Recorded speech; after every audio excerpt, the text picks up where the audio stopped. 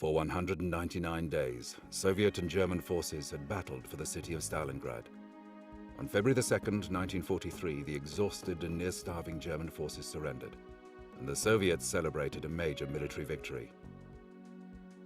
The city that bore the name of their leader, Joseph Stalin, had been saved.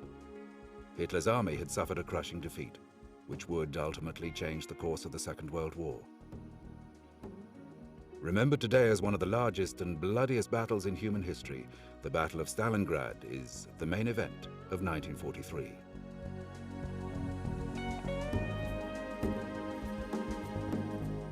In the summer of 1942, the Germans commenced Operation Blue, an offensive aimed at capturing the oil-rich Caucasus region in the southern Soviet Union. As the operation began, Hitler ordered an attack on Stalingrad.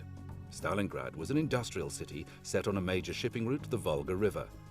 As the German armies advanced, heavy air raids began. But Stalin was determined to save the city. He prevented civilians from evacuating and ordered them to assist in the city's defense. On August the 23rd, a massive German air bombardment killed thousands and turned Stalingrad into a landscape of ruins.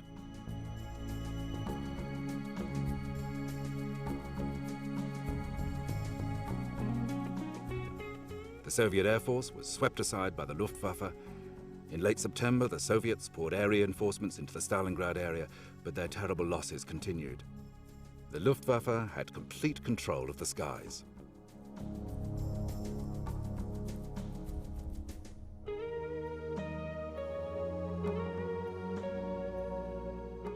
German armies soon reached the Volga River to the north and to the south of the city. By October, the Soviets could only reinforce and supply their forces in Stalingrad by perilous crossings of the Volga, under constant bombardment by German artillery and aircraft. Amid the debris of the wrecked city, the Soviet armies anchored their defense lines with strongholds in houses and factories.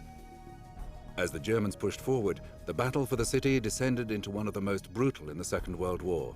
Bitter hand-to-hand fighting raged for every street, factory, and house. Areas captured by the Germans during the day were retaken by the Russians at night. Battles for some factories, such as the Red October steel factory, raged on, becoming ever more fierce and gruesome.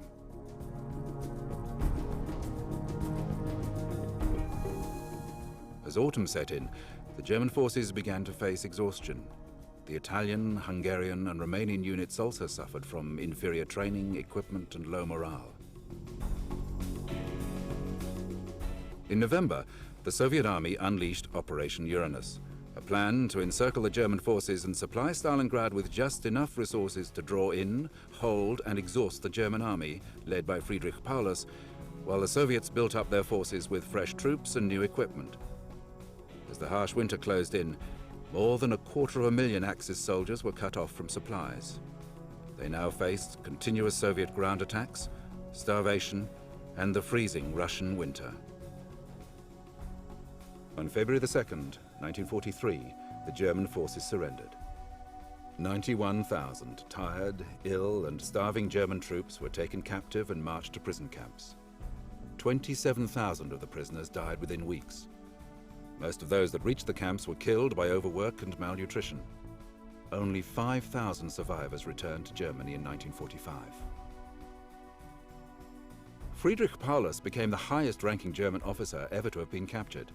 Hitler had believed that Paulus would take his own life. Choosing to live, Paulus went on to sign anti-Hitler statements which were broadcast to German troops.